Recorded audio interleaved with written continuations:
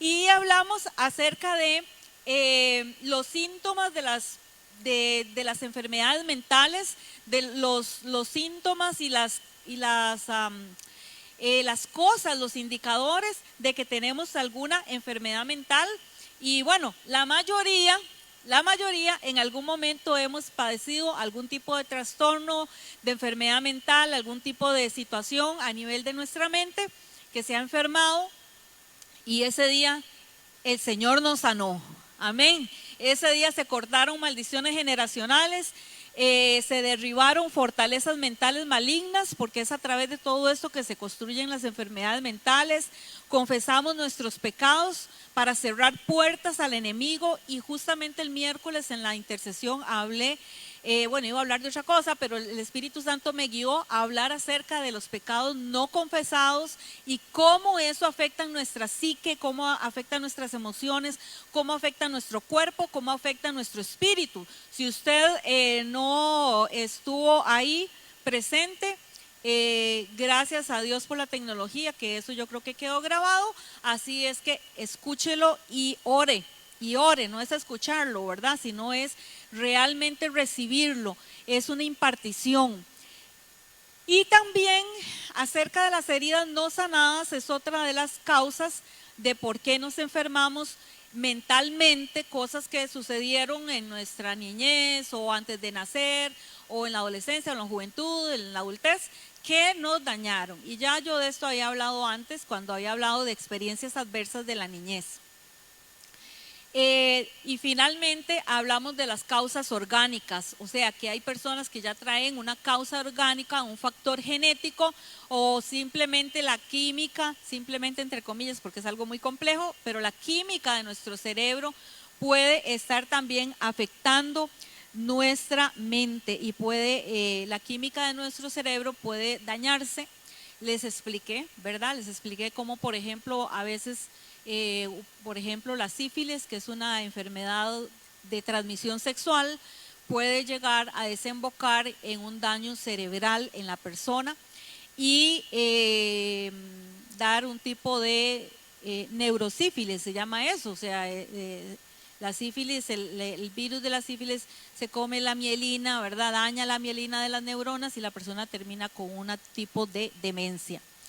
Entonces, hermanos, siempre las situaciones de nuestra naturaleza caída, como decía Margarita el fin de semana antepasado o pasado, cuando dirigió, creo que fue, que nuestra naturaleza caída nos ha traído muchos problemas, demasiados problemas, y uno de esos problemas es la enfermedad.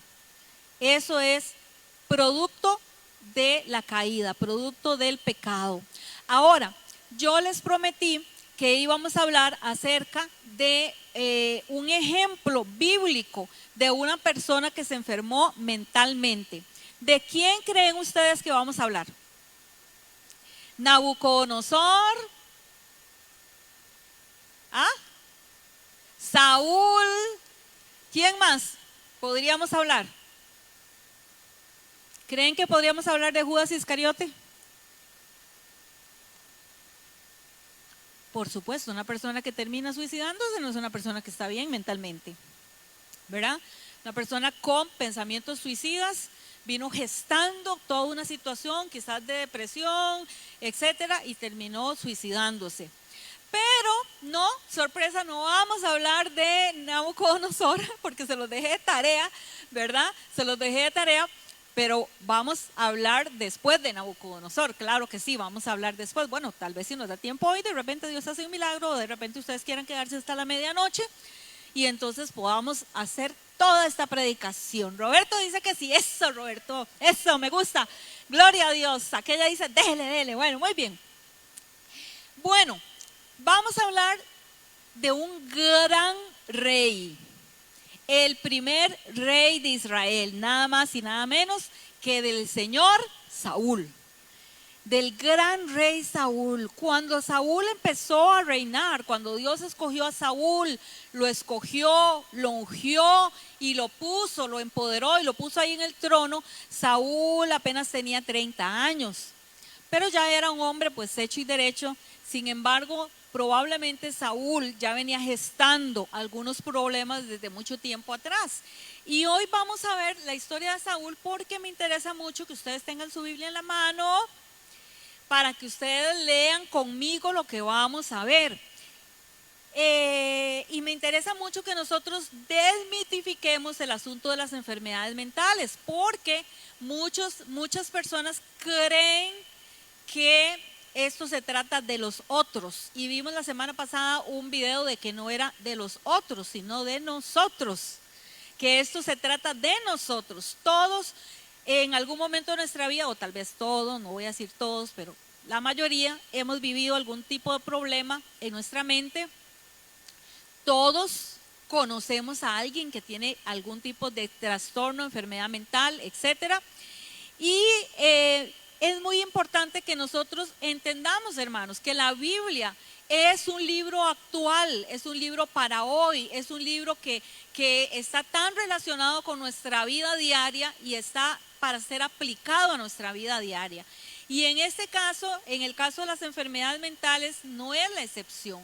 Vemos cómo Saúl, a pesar de ser un hombre escogido por Dios, que dicen que era un hombre destacado por su aspecto físico, a pesar de ser un hombre que Dios escogió por alguna razón, o sea, verdaderamente Dios tuvo que haber visto algo en Saúl, tuvo que haber visto probablemente liderazgo, etcétera, y Dios escogió a este hombre para ser el primer rey de Israel. Sin embargo, Saúl desarrolló un trastorno mental, que yo no me voy a poner ahorita a diagnosticar cuál de todos los trastornos mentales era el que tenía Saúl, aunque yo tengo mis sospechas de cuál.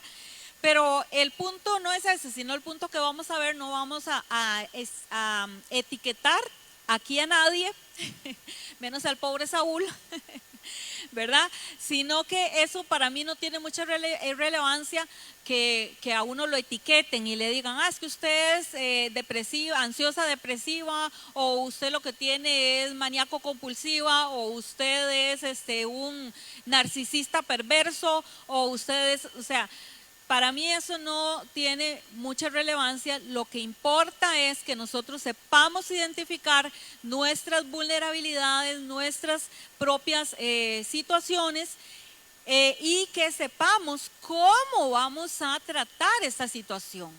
Porque si yo tengo una condición, yo tengo que saber cómo tratar para prevenir que esa condición empeore o que esa condición se desarrolle. Saúl efectivamente tenía una enfermedad mental. Saúl era una persona insegura, un hombre manipulador, era ciego a sus propios errores. Él se autoconmiseraba, era orgulloso, impaciente y terco. ¿Ya conocen a alguien así que no sea Saúl? ¿Cuántos son así? ¿Cuántos son manipuladores? No se vale dar codazos. Allá hay un honesto que está levantando la mano. ¿Cuántos son inseguros? ¿Cuántos somos ciegos a nuestros propios errores? Hasta el salmista decía, Señor, líbrame de mis errores ocultos. Y de eso hablé el miércoles, exactamente de esos errores ocultos.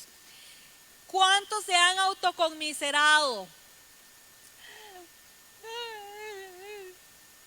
Hago así, ¿verdad? Chupándose las heridas, lamiéndose las heridas.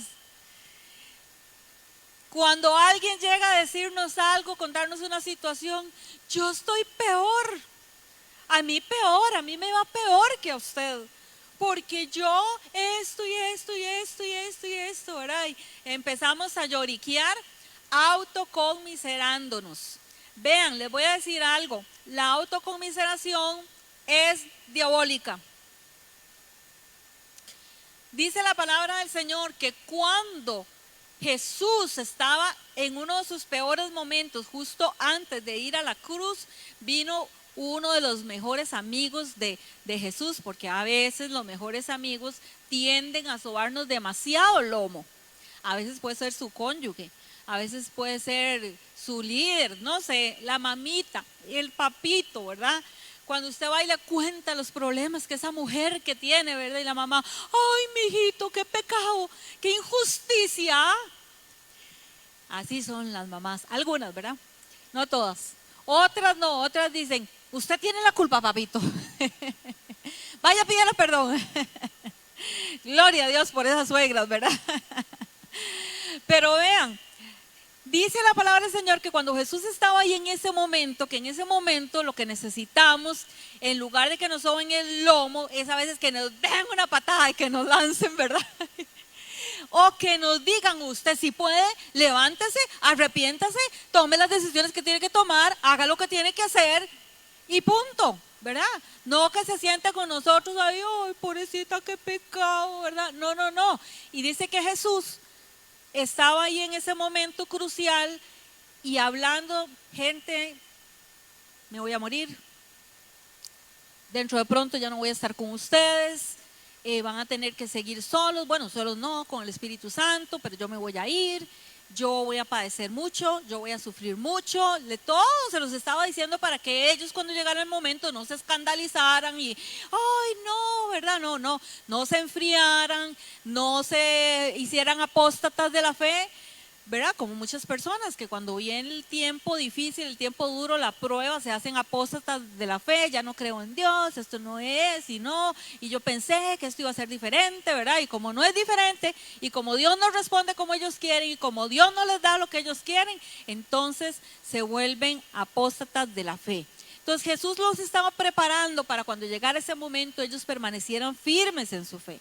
Y Pedro dice que lo tomó aparte y le dijo, no, ¿cómo Jesús? Jamás, jamás, esto no te puede acontecer, esto no te puede pasar, tú no puedes permitir como que vas a ir a la cruz, y eso es vergonzoso, o sea, eso no puede ser, si la ley dice que maldito el que muere en un madero, tú eres el Mesías, tú eres Dios, tú eres el Salvador del mundo, tú eres nuestro Rey, el que nos va a libertar del imperio romano, ¿cómo? Eso no te puede acontecer a ti.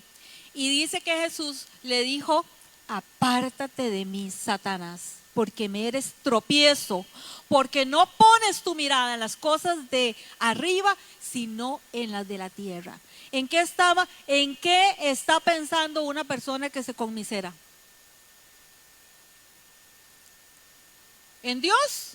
¿En las promesas de Dios? ¿En que se cumpla el propósito de Dios? Sin importar a qué precio se cumpla ese propósito. ¿Está pensando en eso? ¿O está pensando en pobrecito yo, estoy aquí en esta lipidia, como decimos nosotros, en esta pobreza, aquí, en esta familia, yo no sé por qué nací en esta familia, no sé en qué momento me casé con esta mujer, qué desgracia? Bueno, esas son las cosas de la tierra en las que estamos pensando cuando nosotros nos estamos autocomiserando. ¿Y de dónde viene eso? Satanás. Satanás, y si alguien te empieza a sobar el lomo, dígale, apártate de mí, apártate de mí. No sé si se ofendió Pedro en ese momento y dijo, ay, pero qué concho, ¿verdad? Ay, pero qué ingrato, si yo lo que quiero es de, ay, no sé, que a usted no le pase nada malo, Señor. Bueno, no sé, ¿qué diría, qué pensaría Pedro? No sé qué pensaría usted si su esposa le dice, apártate de mí, Satanás. Esperamos que usted no sea tan sensible que le dé carta de divorcio. Esperamos que no, ¿verdad? Sino que usted tenga el discernimiento para darse cuenta, en serio estoy siendo usado por el mero diablo. Porque hermanos, las personas que nos aman, realmente nos aman, nos dicen las cosas tal cual. Ay, no, a mí no me gusta. No, a mí tampoco. A nadie nos gusta. Hasta que se nos revuelve el hígado con el yo y el ego adentro. Se revuelca. Pero cuando alguien te dice las cosas tal cual es porque te ama, porque está arriesgando su relación. Si le digo esto, hey, puede ser que se enoje conmigo, puede ser que hoy sea el último culto que venga a CCA, puede ser, no lo sé, pero me voy a arriesgar. Porque Dios tiene un propósito superior. Dios tiene un propósito superior antes que estarte chineando. Una palabra me dio el Señor en esta semana que pasó. No se las voy a decir todas. Pero la última parte decía No es el tiempo para consentir, para chinear actitudes infantiles y pecaminosas. No sé, hay mucho silencio aquí. Tomar agua para que se me baje el chilito jalapeño. No es el tiempo. Y hermano, dígale que está a la par, no es el tiempo, no es el tiempo. Ahorita menos que nunca. Ahorita menos que nunca, hermanos. No, usted tiene que, no es si usted debería, no es si usted podría, no es que usted tiene que crecer. Por favor, se lo imploro de rodillas. Por favor, tenemos que crecer, tenemos que madurar, tenemos que someternos al Señor. Saúl era una persona muy orgullosa, muy impaciente, muy terco. Lean conmigo en la historia de Saúl, ¿a dónde está? Primera de Samuel 14. Me volé la cita bíblica, pero creo que es Primera de Samuel 14. Primera de Samuel 14, el versículo 7. Dice, Primera Samuel 14, versículo 7. Si no tiene su Biblia, pues entonces apúntelo para que lo llegue a buscar a su casa. Mientras tanto, Saúl se quedó en Gilgal y sus hombres temblaban de miedo. Estaban temblando de miedo porque estaban en guerra y los filisteos estaban furiosos con los israelitas. Entonces dice que durante 7 días Saúl, el rey, ¿verdad? Los reyes tenían que ir a la batalla, tenían que ir ahí de primeros, ¿verdad? Dice que Saúl esperó allí en Gilgal según las instrucciones de Samuel. Samuel era el profeta sacerdote, era el hombre que decía de parte de Dios lo que el pueblo y lo que el rey tenía que hacer, y era el hombre que ofrecía sacrificios, y el hombre, el vidente, así también se les llamaba a los profetas, el vidente que revelaba lo que tenían que hacer, si ir a la guerra, si no ir a la guerra, si esperarse, si irse por un lado, si irse por el otro. Igual como nosotros, hermanos, tenemos que buscar esa dirección. No podemos ir a la guerra, y siempre estamos en guerra, pero no podemos ir a la guerra ahí a lo loco. No, tenemos que esperar que sea Dios quien nos dé paso por paso lo que tenemos que hacer. ¿En dónde? En la presencia de Dios, en la palabra de Dios. Dios nos habla a través de la predicación. Cuando nos congregamos, Dios nos habla y nos va dando instrucciones. Entonces dice que ellos estaban esperando las instrucciones. Bueno, ya habían recibido instrucciones de Samuel que tenían que quedarse ahí, pero aún así, dice, Samuel no llegaba. Saúl, el rey, se dio cuenta de que sus tropas habían comenzado a desertar. Esta es la estrategia del enemigo, siempre. Pone temor para que la gente salga huyendo. ¿Cuál fue la estrategia de Satanás durante esta pandemia, hermanos? El temor. Aterró a la gente. Aterró a la gente. Y yo digo aterró a la gente porque yo todavía no he estado aterrada. No he estado aterrada, gracias a Dios por eso. No he dejado de funcionar, no he dejado de hacer lo que Dios me ha pedido que haga nunca durante esta pandemia. No la he agarrado como excusa y no voy a agarrar nada como excusa de lo que va a venir. Porque ahora puede ser que la pandemia esté más tranquila, pero esto no se ha acabado, hermanos. La zaranda sigue. La zaranda sigue. El que se agarra del Señor se agarra, y el que no, chao. Porque estos son cosas que han sido profetizadas. Y esto es parte de lo que Dios y lo que el Espíritu Santo está haciendo en medio de su pueblo, porque el juicio de Dios comienza por la casa de Dios. Eso dice la palabra del Señor. ¿Y quién es la casa de Dios? Usted, yo, somos la casa de Dios. Entonces dice aquí que las tropas, la gente había empezado a irse porque dice que estaban temblando de miedo. De modo que cuando Saúl empezó a ver que la gente se empezó a ir, vean lo que es actuar en la carne, hermanos. Vean lo que es actuar en la carne. ¿Es difícil actuar en el espíritu? Sí, es difícil, porque usted no puede actuar por lo que usted ve. Si la iglesia, el culto está lleno, se predica igual y se adora a Dios igual como si no estuviera lleno y hubieran 5 personas. Porque nosotros no andamos por vista, nosotros andamos por fe. Y nosotros tenemos discernimiento de lo que en el mundo espiritual pasa. Pero Saúl era un hombre carnal, era un hombre que tenía un problema. Él no tenía discernimiento espiritual. Entonces Saúl, en su humanidad, donde ve que la gente se está yendo, que los soldados se están yendo, dice: tráiganme la ofrenda quemada y las ofrendas de paz. Y Saúl mismo sacrificó la ofrenda quemada. Hermanos, no le tocaba a Saúl. No le tocaba a Saúl, eso era un oficio que era una de las tareas del oficio sacerdotal.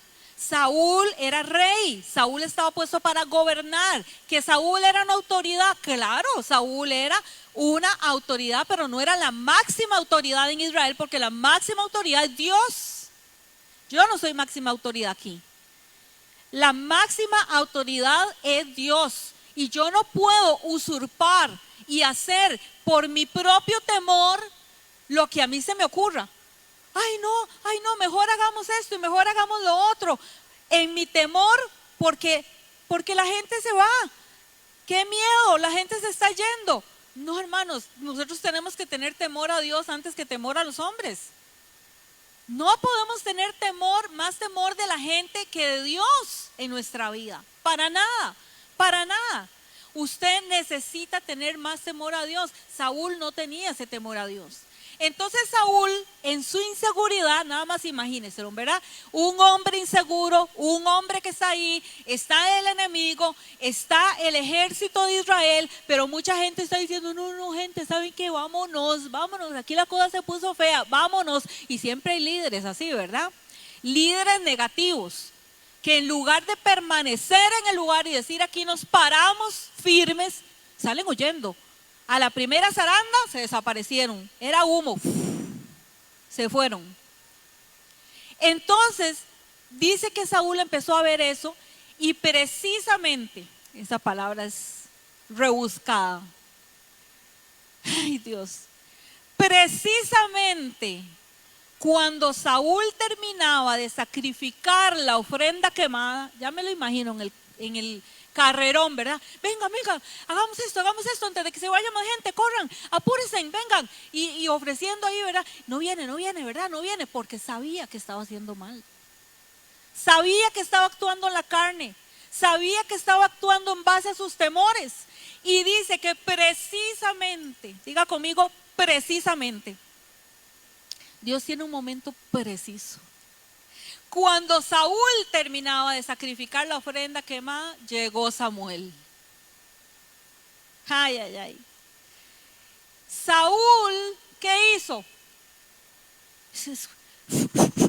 Soplen, todos, ¿verdad? Dice que salió a recibirlo, ¿verdad? Ay, gloria a Dios que ya viniste. Profeta santo, aleluya. Sacerdote del Altísimo.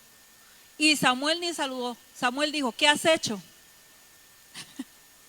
Ay, ¿cuántos han sentido ese? ¿Qué has hecho? Y dice que Saúl le contestó: vi, diga conmigo, vi que mis hombres me abandonaban y que tú no llegabas cuando prometiste. Todo el mundo es culpable, ¿verdad? Siempre, los demás, ¿verdad? Primero vi que mis hombres, culpa de los hombres, de los pendejos que se fueron, perdón, cobardes. En tico se dice así. Segundo, usted prometió que iba a llegar a tal hora y no llegó a tal hora. La culpa es de la autoridad.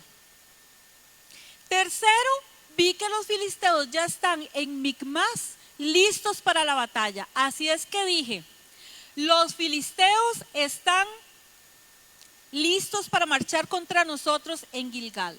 Y yo ni siquiera le he pedido ayuda al Señor. ¿Cómo pintamos todos nuestras malas ideas de que fue por el Señor? Porque yo quería, hermanos, yo con buena intención, yo quería que el Señor estuviera entre nosotros, aquí, que nos guiara. Yo no quería ir a la batalla sin haber ofrecido sacrificio al Señor, pero no te correspondía. O sea, usurpaste autoridad. No hiciste las cosas. Le dice inmediatamente Samuel, dice que él exclamó: ¿qué tontería es esa? Si es tan tonto, le dice. No obedeciste al mandato que te dio el Señor tu Dios. Si lo hubieras obedecido, el Señor habría establecido tu reinado sobre Israel para siempre. Pero ahora, ay, eso es pero. Cuando usted encuentre un pero en la Biblia, deténgase. Pero ahora tu reino tiene que terminar. Porque el Señor ha buscado a un hombre conforme a su propio corazón. Tenía problemas del corazón Saúl, por eso estaba buscando el Señor a otro que tuviera otro tipo de corazón. El Señor ya lo ha nombrado para ser líder de su pueblo porque tú no obedeciste al mandato del Señor. Vean, hermanos, el Señor va adelante. El Señor siempre va adelante. Ya Dios conocía el corazón de Saúl y ya Dios conoce su corazón. Dios sabe cuáles son nuestras debilidades. Dios nos conoce. Dios nunca se equivoca. Por eso dice el salmista: todos tus juicios son justos. Aunque a mí no me parezca el juicio de Dios, aunque yo esté en desacuerdo, Señor, disculpa, pero no me parece, no importa, los juicios de Dios son justos. Le parezca a usted o no le parezca, los juicios de Dios son justos. Saúl era un hombre que se iba a los extremos. Él tomaba riesgos innecesarios, no pensaba con cordura, con equilibrio, era negligente, era inmaduro emocionalmente, actuaba impulsiva e irresponsablemente. Todo esto son síntomas de que algo malo está pasando en una cabecita. Cuando yo no estoy pensando bien, cuando hay negligencia en mi vida, en algún aspecto, cuando soy inmaduro, cuando actúo impulsivamente, cuando actúo irresponsablemente, algo no está funcionando bien en mi cerebro, en mi mente. ¿Por qué, hermanos? Porque nosotros fuimos creados para el equilibrio, para el balance.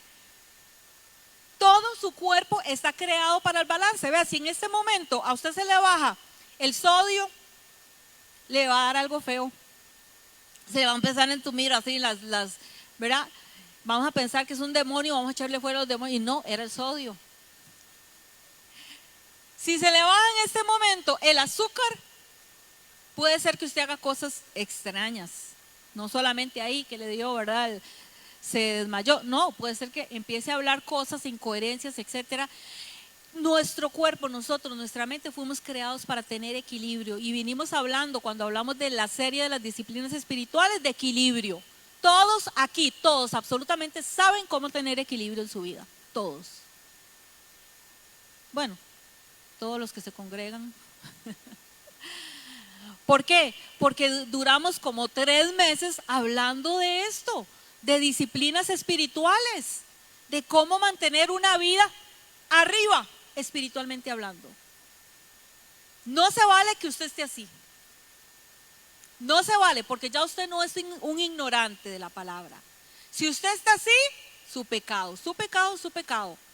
Un día de estos una persona me decía: bueno, lo que pasa es que hay que ver si uno ha sido bien discipulado. O sea, ahora con los recursos que hay en el mundo, por favor, el cristiano que quiere someterse a Dios, que quiere ser discipulado, mire, hasta por YouTube lo discipulan. Demasiado, demasiado. Esta generación, nadie puede decir que, ay, yo no sabía. Nadie. Y en esta iglesia menos. Porque aquí no habrán luces, ni cámaras, ni acción, ni humo, ni burbujas de colores. Pero aquí hay palabra, hermanos. Aquí hay discipulado, aquí hay oración. Eso es todo lo que usted necesita, nada más. Eso es todo lo que usted necesita para ser una persona de éxito, espiritualmente hablando, emocionalmente hablando. Eso es todo lo que usted necesita. Usted no lo es, usted está muy por debajo, usted está arrastrando, dejando los pelos en el alambre. Algo pasa con usted. Pero no seamos como Saúl, no empecemos, ay, es que el pueblo, ay, es que el profeta no llegó a la hora, es que no me dieron nunca, no me ofrecieron discipulado. No, tenemos que ser honestos, como hablábamos el miércoles. Puerta cerrada a los problemas mentales, sea transparente, sea honesto. ¿Quiere liberarse de problemas mentales? Sea transparente, sea honesto con usted mismo. Sea sincero, diga, esto es lo que hay, sí, soy una persona indisciplinada. Sí, me enseñaron la disciplina del gozo, la disciplina de la meditación, me dieron un papelito para saber cómo hacer un estudio bíblico, me enseñaron de la oración, del ayuno, de congregarme, del día de reposo. Todo eso, todo ha sido enseñado, todo ha sido dicho. Casi puedo decir consumado es, y Señor, gracias porque ya estoy lista para una ofrenda como de libación, dijo Pablo, ¿verdad? Para que tú me lleves, casi, todavía no, queda un poquito. Vean conmigo en 1 Samuel 14:24. 1 Samuel 14:24. Ahora bien, ese día los hombres de Israel quedaron agotados.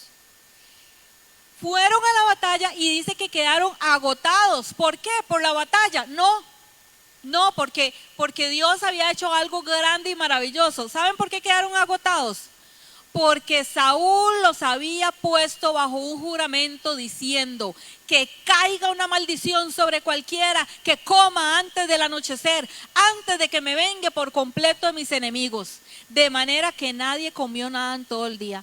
Estaban en la batalla con hambre. Vean la incoherencia de pensamiento de esta persona. Vean que algo no está funcionando aquí. O sea, ¿a qué rey se le ocurre mandar a su ejército con hambre? Simplemente porque él en su estupidez se le ocurre decir, nadie coma. A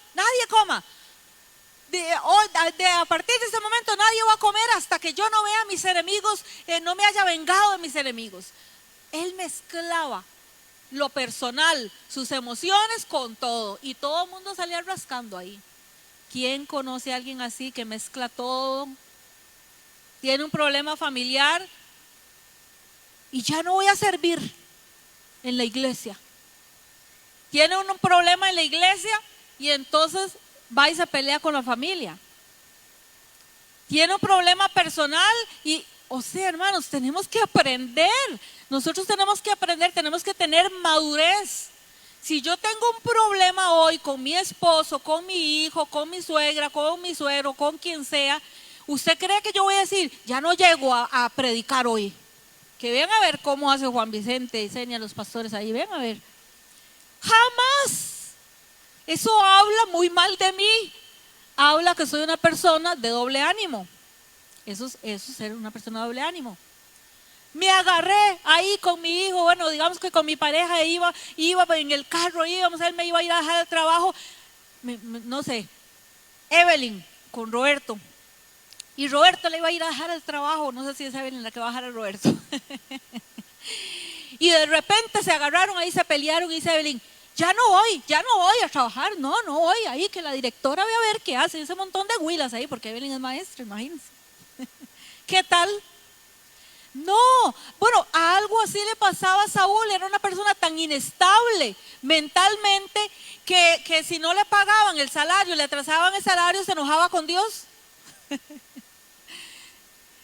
Me despidieron, ¿qué clase de Dios? Problemas en el trabajo y es que no, ya no oro, ya no ayuno, ¿por qué? Porque tengo problemas en mi trabajo. Bueno, a mí me da un poco de esto de risa, pero es que esta es la vida real de Saúl y de los Saúles. De manera que nadie comió, dice, aun cuando en el suelo del bosque todos habían encontrado panales de miel. Así que no se atrevieron a tocar la miel por miedo al juramento que habían hecho. Pero Jonatán era el hijo de Saúl, del rey Saúl, dice, no había escuchado la orden de su padre y metió la punta de su vara en un panal y comió la miel. Después de haberla comido, cobró nuevas fuerzas. Pero uno de los hombres lo vio y le dijo, tu padre obligó al ejército que hiciera un juramento estricto, que cualquiera que comiera algún alimento hoy sería maldito. Por eso todos estamos cansados y desfallecidos. ¿Y qué dijo el joven Jonatán? Mi padre nos ha creado dificultades a todos. Qué duro los papás que los hijos los tienen que cuidar. Qué duro. Yo hoy, vean hermanos, yo hoy estaba orando por los jóvenes y yo sentía esto en mi corazón. Qué duro para algunos jóvenes que tienen que estar arriando a los padres. Qué cansado. Papás tóxicos, padres tóxicos, donde el hijo adolescente se arrodilla a orar y él lo único que hace es hacer pleito con todo mundo. Hijas que tienen que estar cuidando a los papás, que sienten esa carga sobre sus hombros. Así estaba el pobre Jonatán. Dice, mi papá nos ha creado dificultades a todos. Ay, ¿qué voy a hacer con este papá? Una orden como esa solo puede causarnos daño, dice Jonatán. Más maduro que Saúl y medio. Miren cómo he cobrado nuevas fuerzas después de haber comido un poco de miel. Sentido común, ¿verdad? Si a los hombres se les hubiera permitido comer libremente del alimento que encontraron entre nuestros enemigos, imagínense a cuántos filisteos más habríamos podido matar. ¿Qué pasa con una persona que deja y permite que el enemigo le meta cosas en su mente? Toda la familia, todo el ejército se debilita. Cuando uno en la familia no está al nivel espiritual que debería de estar, toda la familia trae maldición sobre toda la familia. Y hay gente que a veces ya no puede. ¿Por qué? Porque no le toca a los hijos, no le toca a los adolescentes. Yo he visto niños llorar, pidiéndole a los papás, no nos vayamos de la iglesia, llorando. Recuerdo claramente una señora que llegó ahí en el parqueo llorando y me dijo, me tengo que ir, pastor, me tengo que ir porque si no mi esposo me dijo que me va a dar el divorcio. Manipulador como Saúl, manipuladores, enfermos, personas que no tienen temor de Dios, porque no buscan primero la voluntad de Dios, el conocimiento de Dios. Esta decisión que yo estoy tomando, ¿cómo va a afectar a mis hijos? Esta flojera, esta liviandad, ¿cómo va a afectar a mis hijos? ¿Cómo va a afectar a mis generaciones, a mis nietos? Sus nietos van a estar acá, van a ser cristianos, van a conocer de Dios. Piense en eso. O piense si dentro de 40 años nadie de su familia va a conocer de Dios. Porque para muchos de nosotros el cristianismo fue una herencia que nos dejaron, de la cual nos sentimos orgullosos. Pero para nuestros hijos, ¿qué es? Y para nuestros nietos, ¿qué será? Ya esto no puede ser una herencia. Ya no puede ser una herencia. ¿Por qué? Porque ahora la mentalidad de los jóvenes no, o sea, las herencias no era como antes, que usted le decía a su papá, hijo, te voy a heredar un lote y usted cuidaba ese lote. Usted decía, oye, ese lote, ¿verdad? Y mi papá con el sudor de su frente, tanto que le costó, se valoraba aquella herencia, se valoraba, ¿sí o no? Acá los más viejitos. Pero las nuevas generaciones, no. Pero la herencia, no hablemos de herencia, hablemos, hermanos, de que ahora las nuevas generaciones lo que siguen es el ejemplo. Ya la hablada que uno tenga como papá, eso ya no funciona. Los sermones por aquí entran y por aquí salen. Ahora las nuevas generaciones, y yo también, lo que queremos ver es el poder del Espíritu Santo. de un hombre y una mujer llenos del Espíritu Santo. Llenos del Espíritu Santo. Y eso, hermanos, cuando somos llenos como padres del Espíritu Santo y quizás nuestros hijos o nuestros nietos tienen otra filosofía que les han inculcado en la universidad, en el colegio, pero nos ven llenos del Espíritu Santo, haciendo cosas por el Espíritu Santo, teniendo discernimiento sobrenatural por el Espíritu Santo, eso es un chispero. Eso es un chispero en su cabeza. Ahí sí que no tienen cómo cuadrar la cosa, ¿verdad? En mi casa se ríen nada más. Se ríen, ¿verdad? ¿Verdad? ¿Por qué? Porque el poder del Espíritu Santo es algo que otros no pueden negar. Yo puedo hablar mucho de que yo creo y que mis abuelos, y puedo dar discursos, predicaciones, doctrina, pero si no tengo el poder del Espíritu Santo, si no soy una persona llena del Espíritu Santo, voy a ser igual que cualquiera de las mamás que viven por ahí, cualquiera de las señoras que viven por ahí. No va a haber ninguna diferencia en mi vida. Lo demás tiene que ver en nosotros como padres, como abuelos, una diferencia. Y que nuestros nietos y nuestros hijos no digan como Jonatán: ay, mi papá solo tortas. Ay, mi mamá otra vez, ya está otra vez. Otra vez está fría, otra vez lo mismo, otra vez. Ese día Saúl actúa tan neciamente poniendo en riesgo la vida de su propio hijo y de todo su ejército, al hacerles jurar que no comerían nada hasta que él no viera a sus enemigos vencidos.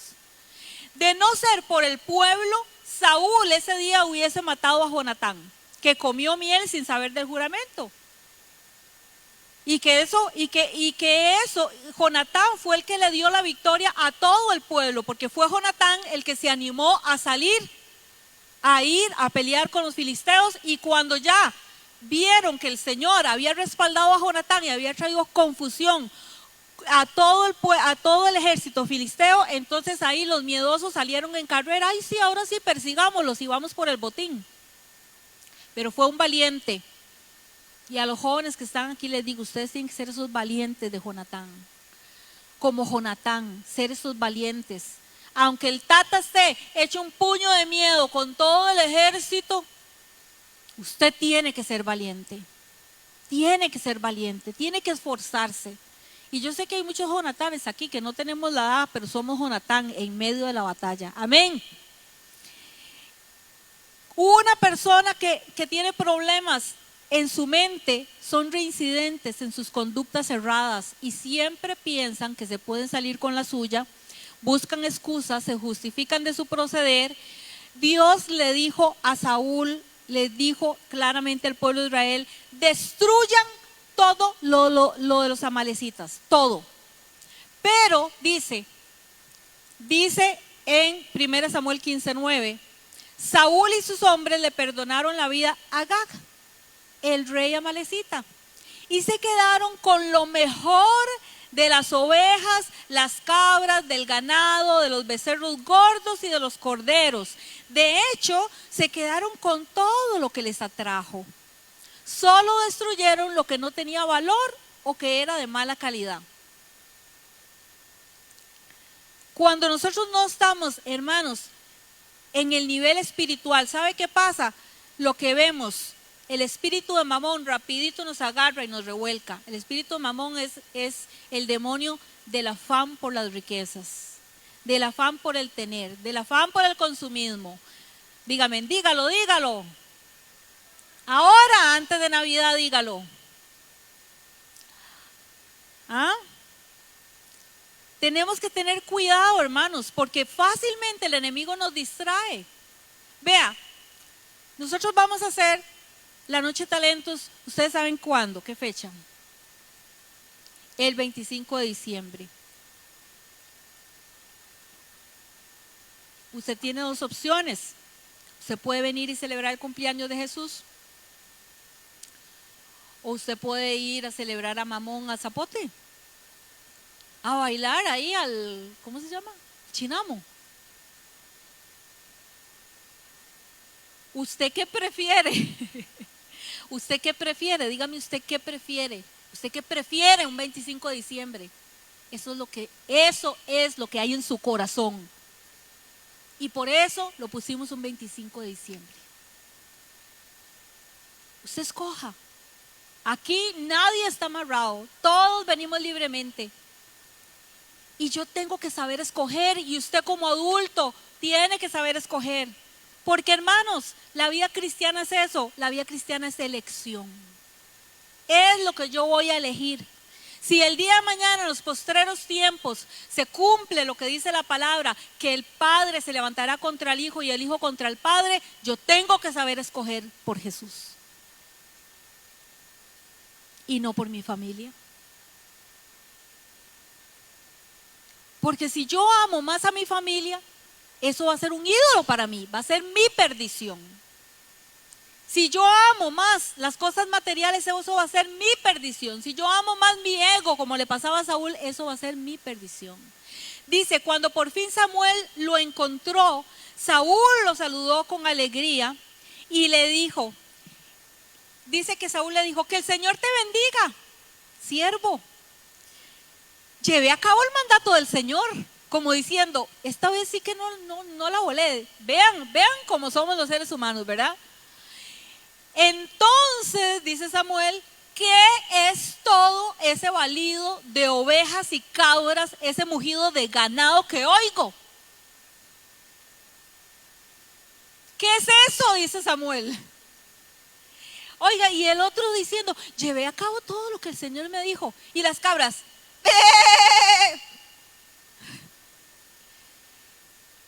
mentiroso compulsivo. Es cierto que los soldados dejaron con vida, los soldados, ¿verdad? Los soldados dejaron con vida lo mejor de las ovejas, las cabras y el ganado, pero van a sacrificarlos al Señor tu Dios. Hemos destruido todo lo demás. Entonces Samuel le dijo a Saúl, basta, cállate ya, escucha lo que el Señor me dijo anoche. ¿Qué te dijo? Dice Saúl. Y Samuel le dijo, aunque te tengas en poca estima. ¿En qué se tenía Saúl? Problema mental, poca estima. ¿Acaso no eres el líder de las tribus de Israel?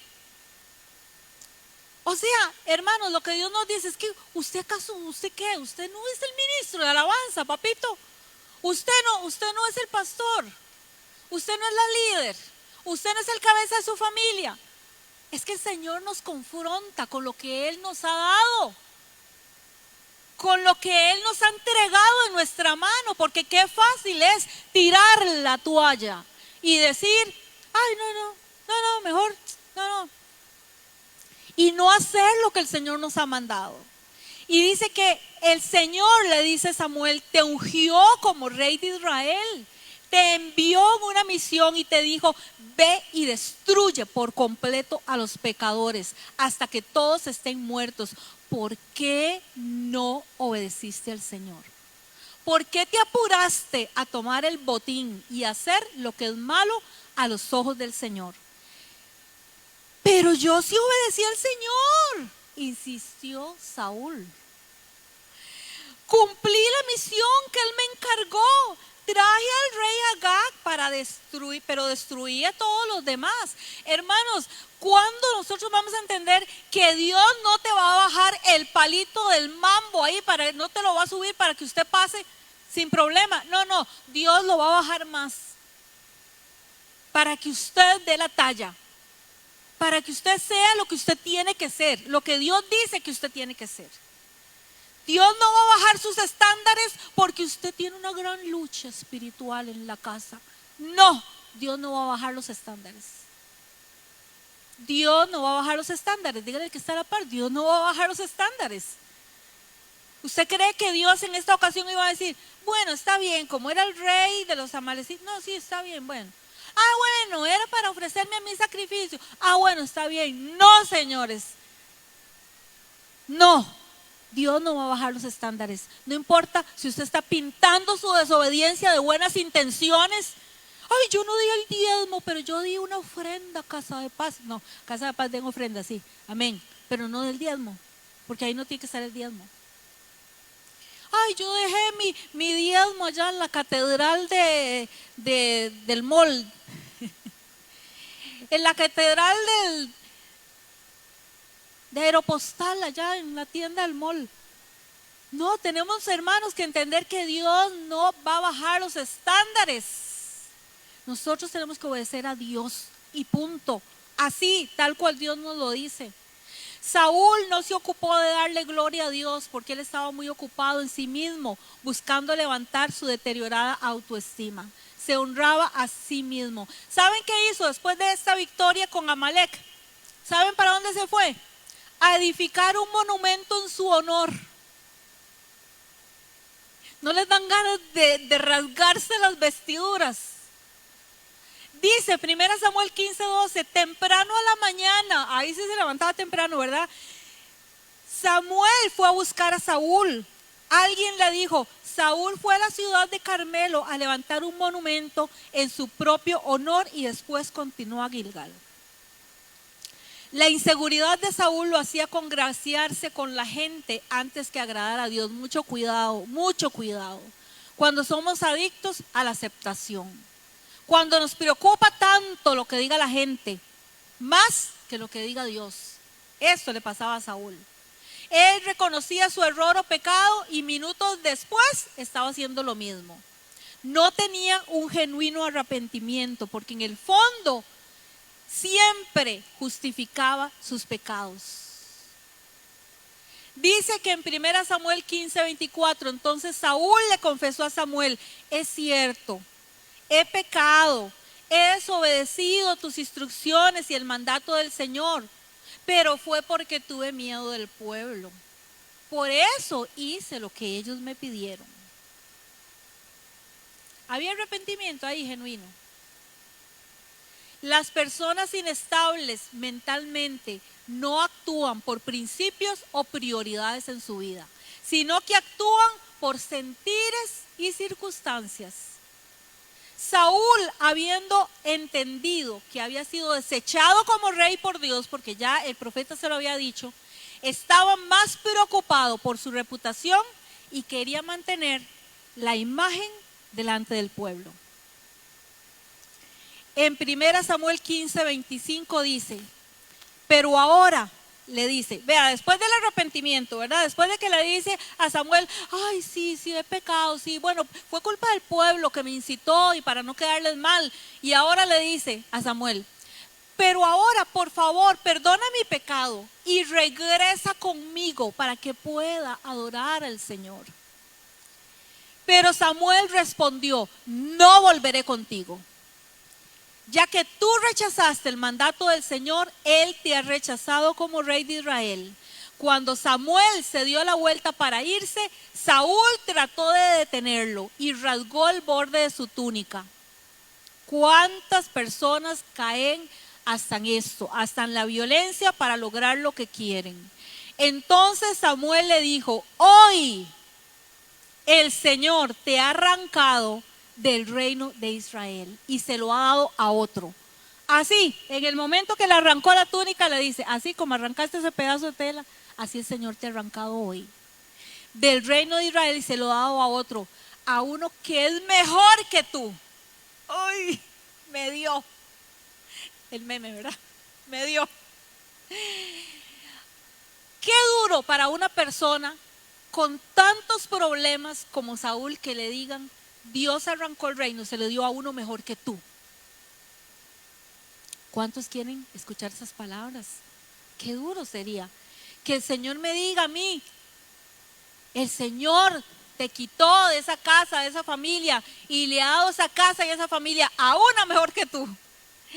Wow, qué duro, qué duro. Eso, bueno, pobre, ya tengo misericordia a Saúl, ¿verdad? Y vean lo que dice, y aquel que es la gloria de Israel no mentirá. Oigan, hermanos, digan conmigo, no mentirá, ni cambiará de parecer, porque no es humano, para que cambie de parecer.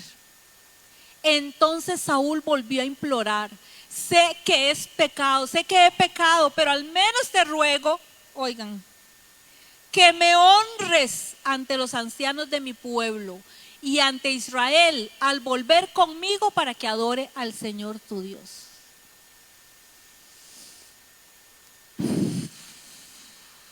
Wow.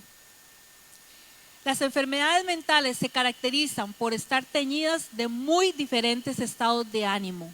En un momento amor y al otro odio. En un momento te necesito, quiero ser tu amigo, y al otro celos y rivalidad. Saúl demostró ser capaz de matar a quien se pusiera en su camino. El profeta Samuel tenía miedo cuando Dios lo envió a ungir a David como rey. Hasta el profeta le tenía miedo a Saúl, imagínense.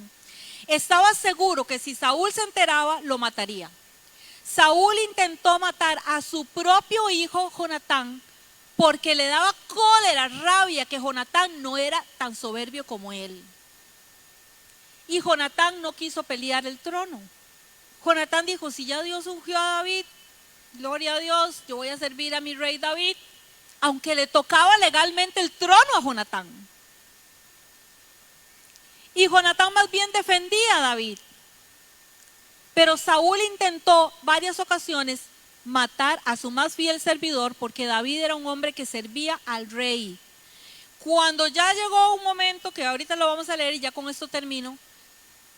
Bueno, se lo voy a leer, dice: el pueblo reconoció los triunfos de David en batalla, porque David ya el rey lo había tomado como un escudero, como un hombre, y David fue a ayudarles a las batallas, y esto hizo que Saúl se enojara mucho más. ¿Qué es esto?, dijo Saúl. Le dan crédito a David por 10,000 y a mí solo por miles. Recuerdan que la gente cantaba: Saúl mató a 1,000, David a sus 10,000. Y eso enardeció a Saúl. Solo falta, dice Saúl, que lo hagan su rey. Ya estaba profetizando, ¿verdad? Desde ese momento Saúl miró con recelo a David. Al día siguiente, un espíritu atormentador de parte de Dios abrumó a Saúl y comenzó a desvariar como un loco en su casa. David tocaba el arpa tal como lo hacía cada día, pero Saúl mandaron a llamar a David para que le tocara el arpa porque hay algo sanador en la música, especialmente la música ungida. Por eso usted nunca se tiene que perder la alabanza, el tiempo de adoración. Pero Saúl, dice, tenía una lanza en la mano y de repente se la arrojó a David tratando de clavarlo en la pared, pero David lo esquivó 2 veces. Cierto día Saúl le dijo a David: estoy listo para darte a mi hija mayor, Merab, por esposa, pero antes deberás demostrar que eres un guerrero de verdad al pelear las batallas del Señor. Pues Saúl pensó: me lo voy a quitar de encima, voy a enviar a David contra los filisteos y dejar que ellos lo maten en vez de hacerlo yo mismo. Finalmente Saúl no le dio a su hija, pero le ofreció otra hija a cambio de pelear con los filisteos, pensando que los filisteos lo iban a matar, pero no fue así. Entre más respaldo de Dios tenía David, más crecía el odio de Saúl contra él. En 1 Samuel 19 cuenta cómo Saúl se ensaña con David y busca su muerte de cualquier forma. En varias ocasiones, estando David sirviéndole, Saúl le lanza una jabalina para clavarlo contra la pared. El corazón de David hacía que fuera fácil amarlo, pero el corazón de Saúl, hasta sus propios hijos terminaron odiándolo. ¿Usted cómo es fácil de amar? Mical, la hija de Saúl, se enamoró de él, de David, y lo protegió de su propio padre. Jonatán, el otro hijo de Saúl, llegó a amar a David como a sí mismo e hizo un pacto de amistad y de lealtad a él. Hermanos, nosotros tenemos que ser como ellos. Nosotros tenemos que discernir, tener el discernimiento y ser leales a quienes Dios ha escogido y ha ungido. Porque todo esto al final se trata de lealtad. de a quién yo voy a ser leal. Pero las personas con trastornos mentales muchas veces tienen poco control de impulsos, no son leales, les falta autogobierno, dominio propio, no se miden a la hora de actuar o de hablar. Si se enojan, rápidamente todo el mundo se da cuenta, ¿verdad? Pierden completamente la perspectiva de la posición que deben de mantener. Sea como padre, como jefe, como hijo de Dios, como líder. En el caso de Saúl, él era el rey ungido y era el padre de familia. ¿Cómo era que Saúl estaba esperando cualquier oportunidad para matar a David? Hasta Jonatán se puso de acuerdo con David para ayudarle contra su furioso padre. Dice, finalmente les leo 1 Samuel 20:30. Entonces Saúl se puso muy furioso con Jonatán su hijo. Y leo para ustedes textualmente. Saúl le gritó: tú, estúpido hijo de prostituta, ¿acaso piensas que no sé que tú quieres que él sea rey en lugar de ti? Para vergüenza tuya y de tu madre. Mientras ese hijo de Isaí esté vivo, jamás serás rey. Ahora ve y búscalo para que lo mate. Pero ¿por qué tiene que morir?, dijo Jonatán a su padre. ¿Qué ha hecho? Entonces Saúl le arrojó su lanza a Jonatán con la intención de matarlo. Por fin Jonatán se dio cuenta de que su padre realmente había decidido matar a David, así que Jonatán dejó la mesa enfurecido y se negó a comer durante ese día. Estaba destrozado por la conducta vergonzosa de su padre hacia David. Qué difícil cuando tenemos conductas que avergüenzan, hermanos, que avergüenzan a nuestros hijos, a nuestros discípulos, a las personas que nos aman. Saúl no era un hombre que hablara con sabiduría, era impulsivo, era un matón. En un arranque de ira verdaderamente podría matar hasta su propio hijo. Pidámosle al Señor en esta noche, hermanos, que nos guarde,